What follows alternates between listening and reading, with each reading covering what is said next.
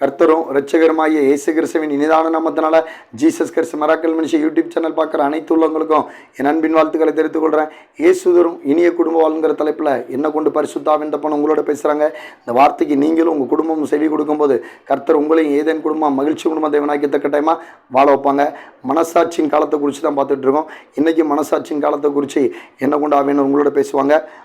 ஆதியாகமம் 14:22-23 படிக்கேன்.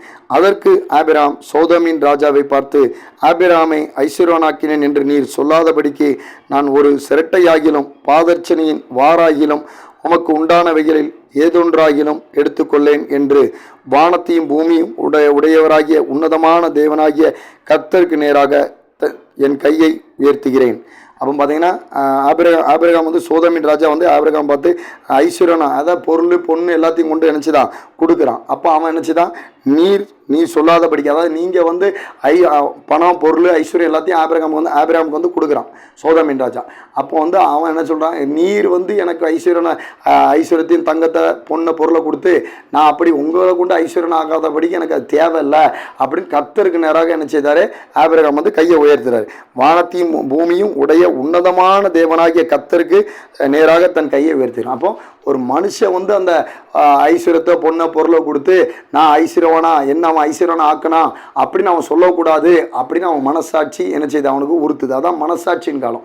அப்போ ஆண்டவரோட வழிநடத்தின்படி இருக்கிறவன் தான் ஆபிரகாம் வந்து அப்போ வந்து சோதோமின் ராஜா அவனுக்கு வந்து ஐஸ்வர்யத்தையும் பொண்ணையும் பொருளையும் கொடுத்து அப்போ இவன் என்ன கொண்டு தான் அவன் பொண்ணும் பொருளாக வசதியாக வந்தான் அப்படின்னு அவன் என்ன சொல்லிடக்கூடாது, எனக்கு கர்த்தர் தான் ஐஸ்வர்யத்தை தரணும் ஆசீர்வாதத்தை தரணும் அப்படின்னு சொல்லி அவன் கொடுக்க நினச்சி தான் வானத்துக்கு நேராக கையை உயர்த்துறான். கர்த்தரை நோக்கி நினைச்சான், வானத்துக்கு நேராக கையை உயர்த்துகிறான். இதுதான் மனசாட்சி. ஏன்னா இப்போ ஆண்டோட பிள்ளைங்க நிறைய பேர் இந்த வீடியோ பார்த்துட்டு இருப்பீங்க. ஏன்னா பண நெருக்கடியில் இருப்பீங்க, பொருளாதார நெருக்கடியில் இருப்பீங்க. நீங்கள் ஜெபம் பண்ணுவீங்க. அந்த ஜெபம் பண்ணும்போது ஜெபம் பண்ணிக்கிட்டு இருக்கும்போது அந்த காரியம் ஜெபத்தின் மூலிமா நடக்க முன்னாடி ஏதாவது ஒருத்தங்க உங்கள் சொந்த பந்தம் வசதியாக இருக்கவங்க இல்லைன்னா ஆண்டவருக்கு விரோதமான காரியத்தின் மூலிமா உங்களுக்கு பொண்ணோ பொருளோ வருதுன்னா சில கிறிஸ்தவ மக்கள் என்ன செய்கிறாங்க, அதை சரின்னு சொல்லி வாங்கிக்கிடுறாங்க. சரி நம்ம கடன் நெருக்கடியில் இருக்கோம் வாங்கிக்கிடுவோம், அதை பற்றி என்ன இருக்குது அப்படின்னு சொல்லி என்ன செஞ்சுக்கிடுறாங்க, வாங்கிக்கிட்டு அதுக்கப்புறம் என்னென்னா அது வந்து மனசாட்சி கிடையாது. ஏன்னா ஆண்டோட பிள்ளைங்களுக்கு கர்த்தர் தான் மனுஷங்க மூலிமா அவங்கள ஆசீர்வதிக்கணும். அதுதான் உங்களுக்கு அந்த ஆசீர்வாதம் தான் உங்களுக்கு நினச்சிருக்கணும். அந்த ஆசீர்வாதம் தான் ஐஸ்வர்யத்தை தரும், அதனோட வேதனையை கூட்டார் அப்படின்னு வசனம் சொல்லுது. அப்போ கர்த்தர்னு ஆசீர்வாதம் தான் ஆண்டோட பிள்ளைங்களுக்கு, ஆண்டரை ஆராதிக்கிற பிள்ளைங்களுக்கு, ஆண்டரை விசுவாசிக்கிற பிள்ளைங்களுக்கு கர்த்தர் தான் மனுஷங்க மூலிமா ஆசீர்வாதத்தை தரணும். பணம் பொருள் எல்லாத்தையும் அது கூட தான் உங்களுக்கு வேதனை வராது, வியாதி வராது, பாடு வராது. அந்த ஆசீர்வாதமான பணம். இப்போ அதே மாதிரி இவருக்கும் என்ன செய்யுது, அந்த பணத்தை வந்து சோதோமின் ராஜா கொடுக்குறான் ஐஸ்வர்யத்தை. ஆனால் இவன் நினச்சிதான் நீர் வந்து என்ன வந்து ஐஸ்வர்யனாக்கானன்னு சொல்லி நீர் சொல்லாதபடிக்கு அது எனக்கு தேவையில்லை, நான் போட்டுற நீர் அந்த கொடுக்குற அந்த செருப்பில் இருக்க அந்த வாறு கூட எனக்கு தேவையில்லை, சிரட்டை கூட தேவையில்லை அப்படிங்கிறான். இதுதான் மனசாட்சி. ஏன்னா கர்த்தர் தான் என்னை ஆசீர்வதிக்கணும், கர்த்தர் தான் என்னை வழி நடத்தணும். அதனால் மனுஷன் மூலிமா எனக்கு அவன் வந்து ஏதோ அவன் வந்து பொருளை பொண்ணை கொடுத்து அவன் கொடுக்குற அந்த ஆசீர்வாதம் எனக்கு தேவையில்லை அப்படிங்கிறாரு ஆபிரகாம். இப்போ நம்ம இந்த வீடியோ பார்த்துட்டு இருக்க சகோதர சகோதரிகள் அந்த மாதிரி இருக்கிறீங்களா கிறிஸ்தவங்க?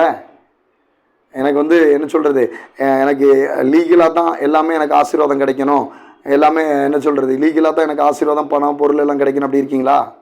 ஒரு சில கிறிஸ்தவங்க நினச்சிறாங்க இல்லீகலாக கூட நினச்சிறாங்க. அவங்க வேலை பார்க்குற அந்த உத்தியோகத்தில் அவங்க வேலை பார்க்குற என்ன சொல்கிறது அவங்க தொழில் பண்ணுறது தொழிலில் நினச்சிறாங்க ஒரு சில பொய்யை சொல்லி ஒரு சில கூட வச்சு விற்று அந்த மாதிரி இல்லீகலாக கூட நினச்சிறாங்க பணம் சம்பாதிக்கிறாங்க. அப்போ அவங்களுக்கு மனசாட்சி கிடையாது. அது இப்போ கிருபையின் காலம் முடிஞ்சு கடைசி காலகட்டத்தில் இருக்கும். அப்போ கடைசி காலகட்டத்தில் ஆண்டவர் எப்படி தண்டனை கொடுப்பாருங்கிற அந்த உணர்வு கூட ஒரு சில கிறிஸ்தவங்களுக்கு இல்லை. ஆனால் ஆபிரகாம் நினச்சிறான் தன்னுடைய மனசாட்சிக்கு விரோதமாக அந்த காரியம் செய்யக்கூடாது. இது வந்து கர்த்தர் நமக்கு ஆசீர்வாதம் தந்தால் தான் நமக்கு அது ஆசீர்வாதம். அதனால் ஒரு மனுஷன் மூலிமா அந்த ஐஸ்வர்யம் கிடைக்கி அவன் வந்து இந்த ஐஸ்வர்யத்தை கொடுத்து நம்மளை வந்து நான் தான் அவனை ஐஸ்வர்யவன் ஆக்கினேன், என் மூலியமாக தான் அவன் ஐஸ்வர்யவன் ஆனான், என் மூலியமாக தான் அவன் உயர்த்தப்பட்டான் அப்படின்னு அவன் சொல்லிடக்கூடாது அப்படின்னு சொல்லினது அவன் மனசாட்சி வந்து என்ன செய்யுது ஆபிரகாமுக்கு வந்து சொல்லுது. அப்போ ஒரு மனுஷன் மூலிமா நம்ம ஆசீர்வாதத்தை பெற்றுக்கொண்டு வச்சோன்ட்டு அவன் சொல்லக்கூடாது, நமக்கு கர்த்தர் தான் ஆசீர்வாதத்தை தரணும் அப்படின்னு அந்த சோதோமின் ராஜா கொடுக்குற எந்த வெகுமனம் கூட எனக்கு வேண்டாங்க. கர்த்தரை நோக்கி கையை கர்த்தரை நோக்கி வானத்துக்கு நேரம் வானத்துக்கு நேரம் நோக்கி உன்னதமான தெய்வனை நோக்கி நினச்சிதான் கையை நோக்கி சொல்கிறேன். அப்போ நம்ம அப்படி இருக்கிறோமா? யோசிச்சு பாருங்கள். வீடியோ பார்த்துட்டு இருக்க சகோதர சகோதரிகள் கிறிஸ்தவங்க அந்த மாதிரி இருக்கிறீங்களா? ஏதாவது பண நெருக்கடி, ஏதாவது பொருளாதாரம் நெருக்கடியில் இருப்பீங்க. ஏதாவது ஒரு பணம் வருது, அந்த நேரத்துக்கு நம்ம கடன் அடைச்சா போதும். அது எப்படி வந்தாலும் பரவாயில்ல. அது திருட்டு பணமாக இருந்தாலும் சரி, இல்லை வேறு ஏதாவது இல்லீகலான பணமாக இருந்தாலும் சரி பரவாயில்ல. அந்த பணம் நமக்கு கிடைச்சா போதும். அதுக்கப்புறம் நம்ம இது பண்ணிக்கலாம். சிலவங்க நினச்சிக்கோங்க, ஒரு சில பொருட்கள் எதுவும் கிடைச்சா வாங்கிக்கிட்டு திரும்ப ஆண்டவர்கிட்ட மன்னிப்பு கேட்டுக்கலாம் அப்படின்னு சொல்லி இருக்கிறவங்களும் இருக்கிறாங்க. அப்போ நமக்கு அந்த மனசாட்சியின் காலத்தில் எப்படி இருந்திருக்காரு பாருங்க ஆபிரகாம். ஏன்னா ஒரு மனுஷன் வந்து நான் தான் இவனை என்னோட கொண்டு தான் ஐஸ்வர்யனானா உயர்த்தப்பட்டான் அப்படின்னு அவன் நாளைக்கு சொல்லக்கூடாது. அதனால் அவன் கொடுக்குற அந்த வெகுமானங்கள் எதுவுமே எனக்கு வேண்டாம், ஒரு சிரட்டை கூட எனக்கு வேண்டாம், செருப்பில் உள்ள வாறு கூட வேண்டாங்க. அதுதான் அந்த மனசாட்சி. ஏன்னா அந்த மனசாட்சியின் காலம். அப்போ அது மாதிரி தப்பு பண்ணாலும் என்னது, அந்த தப்பு பண்ணுறோம் அப்படின்னு அந்த மனசாட்சியின் காலம் அவங்களுக்கு வந்து அது உணர்த்தும். அதே மாதிரி தான் இது கர்த்தர் தான் நம்மளை வழி நடத்துகிற, கர்த்தர் தான் நம்மளை ஆசீர்வதிக்கார், கர்த்தர் தான் நம்மளை பெரிய ஜாதியாக்குவார், உயர்த்துவார். அப்போ அப்படின்னு கர்த்தர் நமக்கு சொல்லியிருக்காரு, வாக்குத்தத்தம் பண்ணியிருக்காரு. என்னை பெரிய ஜாதியாக்கி ஆசீர்வதிப்பார், வானத்தின் நட்சத்திரங்களை போல என்னுடைய சந்ததி ஆசீர்வாதமாக இருக்குன்றிருக்காரு. அப்போ ஒரு மனுஷன் நம்மளை ஆசீர்வதித்து அவன் தான் நம்மளை உயர்த்தினான்னு அவன் சொல்லிடக்கூடாது அப்படின்னு சொல்லி தான் அந்த மனசாட்சிக்கு அவர் வந்து அந்த மனசாட்சிக்கு அது இடம் கொடுக்காம தான் ஆபிரகாம் என்ன செய்தார், அதை வேண்டான்னு சொல்லி என்ன செய்தார், அந்த வெகுமானங்களை அந்த ஐஸ்வர்யத்தை என்ன செய்தார், தள்ளுதார், வேண்டான்னு உதறுதார், வேண்டாம் அப்படின்னு. அப்போ என்ன ஆண்டவர் நோக்கி, உன்னதமான தேவனாக்கி கர்த்தரை நோக்கி கையை நீக்கி என்ன செய்தார், வேண்டாம் அப்படின்னு உதறுதார். இப்போ வந்து இதே கிறிஸ்தவங்க என்ன செய்றீங்க, ஏதாவது ஆண்டவருக்கு பிடிக்காத காரியங்கள் ஏதாவது ஒன்று உங்கள் வாழ்க்கையில் வருதுன்னா அந்த மாதிரி நீங்கள் பயப்படுறீங்களா? பயந்து ஆண்டவரே இந்த காரியம் எனக்கு நடக்கக்கூடாதப்பா, என் மனசாட்சி இதை குத்துமப்பா அப்படின்னு வானத்துக்கு நேரம் கை தூக்கி ஒசத்துவீங்களா? கிடையாது. எனக்கு கூட ஒரு 3 நாளைக்கு முன்னாடி கூட பார்த்தீங்கன்னா ஒரு சின்ன சாட்சி, உண்மையான சாட்சி. ஒரு 4 நாளைக்கு முன்னாடி ஜாமான் வாங்கிட்டு வந்தேன். எனக்கு பண நெருக்கடி தான். அந்த ஜாமான் வாங்கிட்டு வரும்போது அந்த பலசர கடையில் 7 ஜாமான் வாங்கினேன். ஆனால் அவங்க வந்து என்ன செஞ்சுட்டாங்க, 6க்கு தான் பில் போட்டு கொடுத்தாங்க. அப்போ நான் அதை வாங்கிட்டு வந்துட்டேன். ஏன்னா எனக்கு பண நெருக்கடி, சரி ஒரு ஜாமான் குறையுது போலன்னு வாங்கிட்டு வந்துட்டேன். அப்புறம் வாங்கிட்டு வந்துட்டு அப்போ கொஞ்சம் தூரம் பழிச்சு வந்து பார்த்தா, ஐயோ தப்பில் நம்ம தப்பு பண்ணிட்டோமே, நாங்கள் 7 இருக்குது, அவங்க 6 கணக்கு போட்டிருக்காங்க அப்படின்னு சொல்லி வந்து மனசாட்சி வந்து எனக்கு உறுத்துச்சு. அப்போ நாங்கள் வந்து ஜோம் பண்ண, ஆண்டவரே நான் உடனே அந்த இப்போ சாயங்காலம் போய் அந்த ஓனர்கிட்ட போய் பார்த்து, அந்த பலசர கடையில் ஓனர்கிட்ட பார்த்து என்னங்கிறத பேசி நான் கொடுத்துருந்தேன்ப்பா. ஆண்டவரே எனக்கு பண நெருக்கடி மத்தியில் நான் ஏதோ வந்துட்டேன், தப்பு தான் அப்படின்னு ஆண்டவர்கிட்ட மன்னிப்பு கேட்டு ஒப்புரவாகி அவர் ரத்தத்தை நான் கழுவப்பட்டு, ஆனாலும் நான் திரும்ப அந்த கடைக்கு போனேங்க. கடைக்கு போன என்ன திரும்ப நடந்தது, நான் அந்த இடத்துல நான் கரெக்டாக தான் இருந்திருக்கேன், ஆனாலும் அது தவறுங்கிற மாதிரி என் மனசாட்சி என்ன செஞ்சு எனக்கு உறுத்துச்சு. ஏன்னா நான் அங்கே போய் அவர்கிட்ட கணக்கு சொன்னேன். அவர் சொன்னார், இந்த 2 ஜாமானத்தை சேர்த்து ஒரே ஜாமமாக போட்டிருக்கோம், 6 ஜாமான் கரெக்டு தான், நீங்கள் கொடுத்த அமௌண்ட்டும் கரெக்டு தான் அப்படின்னு அந்த பலசரக்கு கடைக்காரர் ஓனர் சொன்னார். ஆனால் நான் தப்பே பண்ணலை. ஆனால் தப்பு பண்ண மாதிரி எனக்குள்ள அந்த உணர்வு வந்துச்சு. அவங்க 7 ஜாமான் இருக்குது, 6ன்னு சொல்லிட்டாங்களே, அப்போ அந்த 6க்கு தானே அவங்க பணம் எடுத்திருக்காங்க, ஆனால் 7 இல்லை, அப்போ நம்ம பண நெருக்கடி மத்தியில் எனக்கு பரவாயில்ல அப்படின்னு எனக்கு தோணுச்சு. ஆனால் கொஞ்சம் தூரம் கூட எனக்கு வீட்டுக்கு வர முடியல. பாதி தூரத்தில் என்னது, அந்த மனசாட்சி எனக்கு அது வந்து தப்புங்கிறத உணர செஞ்சிச்சு. காரணம், உள்ள ஒருத்தர் இருக்காருங்க, அந்த பரிசுத்த ஆவியானவர் இயேசுங்கிற அந்த வாழ்கிற அந்த ஆலயம், என்னோட இறுதி அந்த ஆலயமாக இருக்கிறதுனால தான் அந்த மனசாட்சி என்ன செய்து எனக்கு உறுத்துச்சு. ஆனால் நான் வீட்டில் வந்து அதை கனெக்ட் பண்ணிவிட்டு திரும்பவும் அவங்ககிட்ட போய் செக் பண்ணேன். திரும்பவும் போய் அவர்கிட்ட சொன்னேன், உங்கள் காசு எனக்கு வந்துடக்கூடாதுயா, அதுக்கு தான் வந்து சொல்கிறேன். அவர் கணக்கு பார்த்துட்டு, நீங்கள் 7 கணக்கு பண்ணியிருக்கீங்க, நான் அந்த ஒரு ஜாமானத்தை 2 சேர்த்துட்டேன் 6, அப்போ நீங்கள் கொடுத்த அமௌண்ட்டெல்லாம் கரெக்டுன்னு சொல்லி திரும்ப பில் எழுதி கொடுத்தாரு. இந்த மனசாட்சி உங்களுக்கு இருக்கா? யோசிச்சு பாருங்கள்.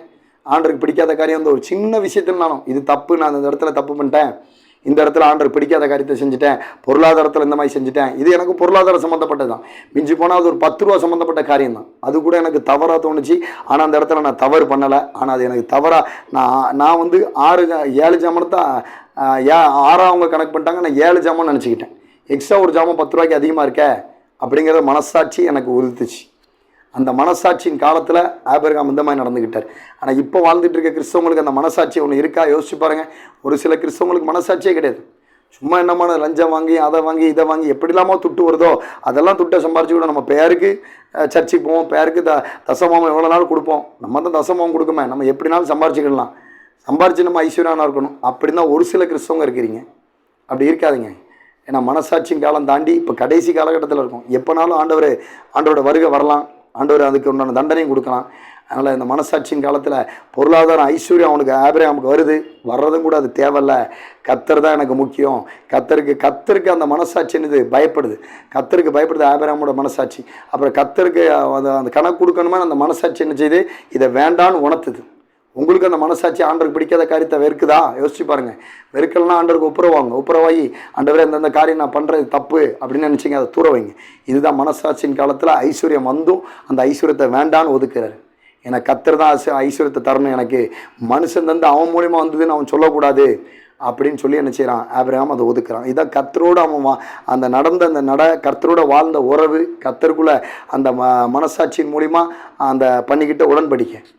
இதுதான் ஆபிரகாமுடைய அவனை ஆசீர்வதித்து அவனை பெரிய ஜாதியாக்கி உயர்த்தி அவனோட சந்ததி ஃபுல்லாக வானத்தின் நட்சத்திரம் போல் ஒதுக்கிற அளவுக்கு என்ன செஞ்சார் கர்த்தர், பெரிய அளவில் ஆசீர்வதித்து உயர்த்தினார். அந்த ஆபிரகாம் வந்து நம்ம எல்லாருக்கும் ஆவிக்குரிய தகப்பனா இருக்காரு. தேவன் தான் இந்த வார்த்தையின் மூலிமா உங்களோட கூட பேசியிருப்பாங்க. நீங்களாம் கர்த்தரால் ஆசீர்வதிக்கப்பட்டவங்க. கர்த்தர் கிருபை உங்களோட இருப்பதாக.